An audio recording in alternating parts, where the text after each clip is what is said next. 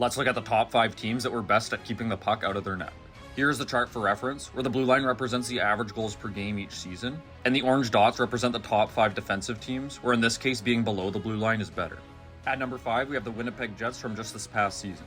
Connor Hellebuyck has been the best regular season goalie in the league for a while now, and they also have a fantastic defensive unit that work well together. The 22-23 Bruins are the one and only team out of the 1,005 teams since 1990 that allowed an entire goal fewer per game than the league average.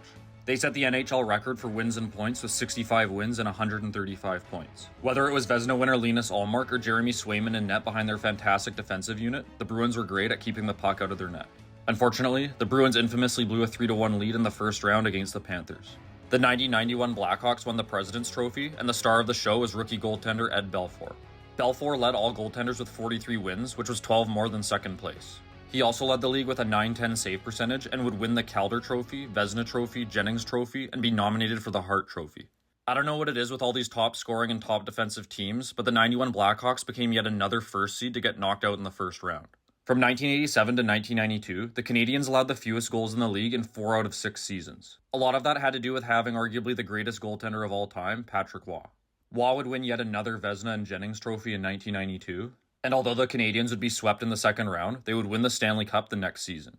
Waugh would win the Conn Smythe Trophy for MVP of the playoffs in a dominant run where he won 10 out of 11 overtime games. Ironically, the only team on this list not to have a Vezina winner is the first place team, the 11-12 Blues. This is because goaltenders Brian Elliott and Yaroslav Halak split the net almost exactly evenly. Elliott had a ridiculous .940 save percentage with 9 shutouts, and Halak put up a .925 save percentage with 6 shutouts.